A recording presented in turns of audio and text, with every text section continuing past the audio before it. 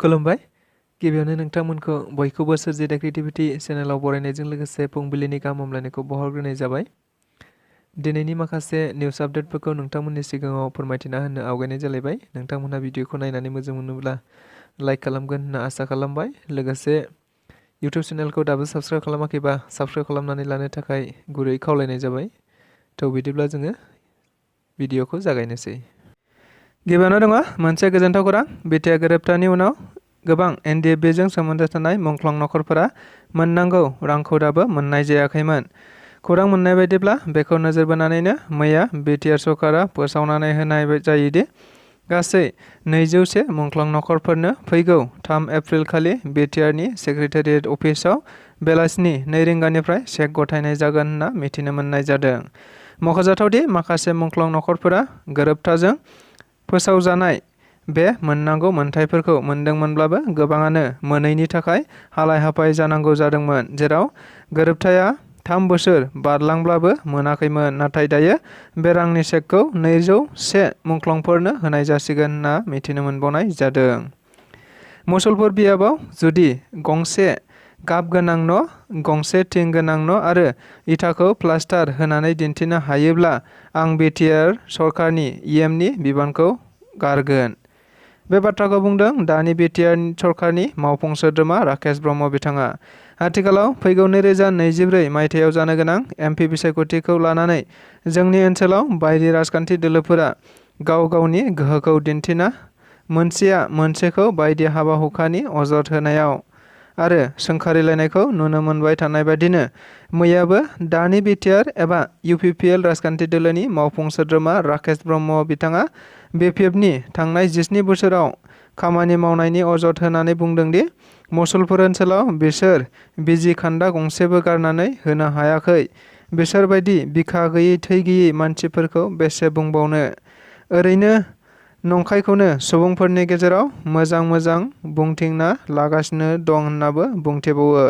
मख'जाथावदि बेनिखायनो जुदि मुसलपुर बियाबाव गंसे गाब गोनां न', गंसे थिं गोनां न' आरो इटाखौ प्लास्टार खालामनाय दिन्थिनो हायोब्ला गाबोननो बिटिआरनि EM बिबानखौ गारगोन होननाबो बुंथिना होबावोमोन गोनां राकेश ब्रह्म बिथाङा। सना मोजां मोनग्रा सुबुंफोरा सांग्रां जानाया मोजां।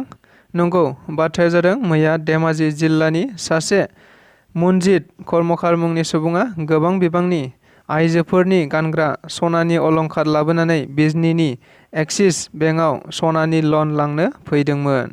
नाथाय बेंकनि सासे मावसुमाया सनायादि नकलसो बेखौ मिथिनानै स्रोदै बिजनी पुलिसनो खौरां हरनाय जादोंमोन।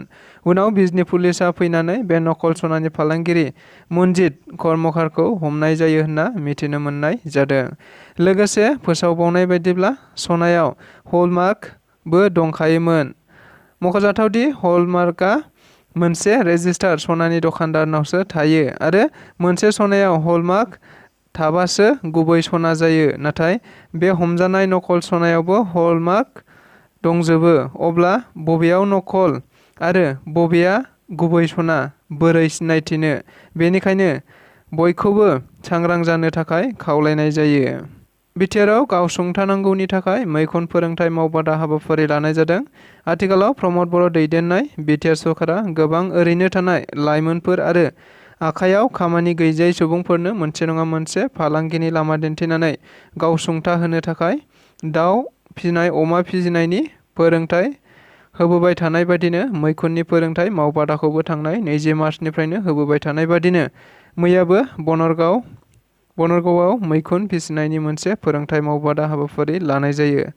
मख'जाथावदि बेनि गेजेरजों गोबाङानो मैखुन फिसिनानै फालांगि खालामनायनि रोंग'थि मोननो हागोन होननाबो बुंथिना होबावो। हाग्रायाव आयेन बेरेखायै थानाय आरो हाग्रा फोजोबस्रांनाय बेखौ माब्लाबाबो कमप्रमाइज खालामनाय जानाय नङा आरो बेनि सायाव बांसिननिफ्राय गोरासिन राहा लानाय जागोन। बे बाथ्राखौ बुंदों बिटिआरनि गाहाय मावफुं सोद्रोमा प्रमद बर' बिथाङा। जों बयबो मिथिगौ गासै आसामावनो डक्टर हिमन्त बिश्व शर्मा दैदेननाय सरकारा सरकारि हायाव एबा हाग्रायाव आयेन बेरेखायै थानाय सुबुंफोरखौ होखारबाय थानाय जादों। थिग बेबादिनो बिटिआरआवबो गोबां सुबुंफोरा आयेन बेरेखायै सरकारि हायाव हाबनानै हाग्रा सिफायना हाग्राखौ फोजोबस्रांबाय थानायखौ नुनो मोनदों।